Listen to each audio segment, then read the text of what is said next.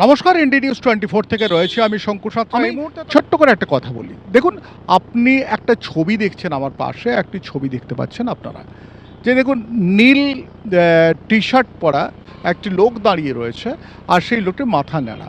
ইনি কে জানেন? ইনি কে জানেন? এক সময় প্রতিদিন ফ্রন্ট পেজে আসতো সংবাদপত্রের, এর নাম হচ্ছে সেলিম লস্কর, মগরাহাটের সেলিম। কে না জানে?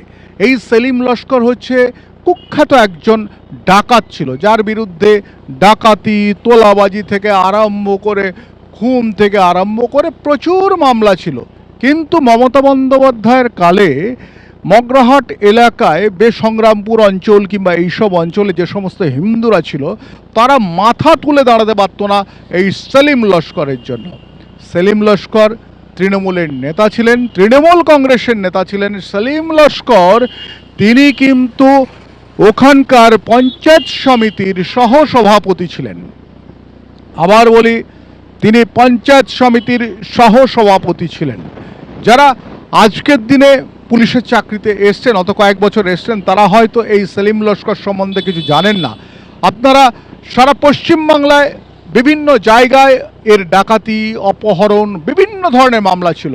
ভাবুন তো, মমতা বন্দ্যোপাধ্যায় আর অভিষেক বন্দ্যোপাধ্যায় কি করেছে।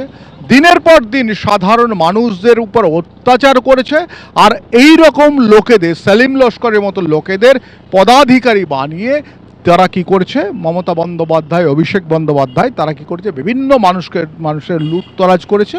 এবং লুটতরাজ করে এরা কি করেছে, এই ব্যানার্জি পরিবার, এরা কিন্তু নিজেদের মুনাফা বাড়িয়েছে।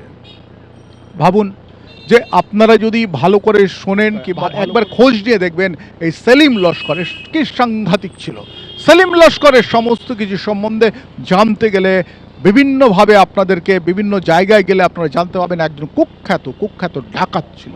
তার প্রচুর পরিমাণে সম্পত্তি এবং মগরাহাটে প্রচুর পরিমাণে দুর্নীতি করেছে, সেই রকম অভিযোগ রয়েছে।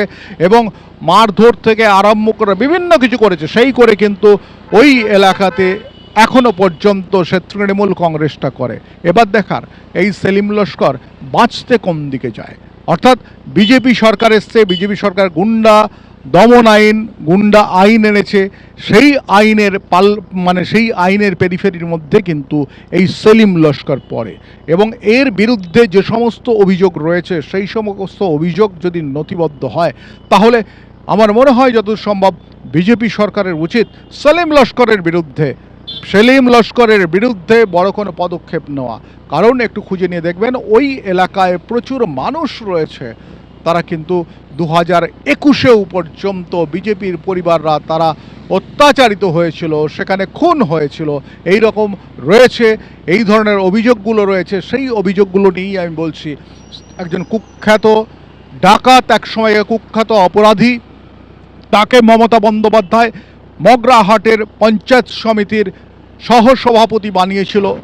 মমতা বন্দ্যোপাধ্যায়ের কি টার্গেট ছিল, সেটা তো আস্তে আস্তে আপনাদের সামনে খোলসা হয়ে গেছে খোলসা। এই অভিষেক বন্দ্যোপাধ্যায় কি এবার সবাই কিন্তু ব্যস্ত হয়ে পড়েছে যে অভিষেক বন্দ্যোপাধ্যায় কবে গ্রেপ্তার হচ্ছে, আর তার সঙ্গে এই যে সেলিম, অর্থাৎ সেলিম লস্কর, এ কি করে, এর বিরুদ্ধে কি হয়, সেটাই দেখবার। আমি শঙ্কু রয়েছি আপনাদের সঙ্গে, ইন্ডি নিউজ 24, দেখতে থাকুন।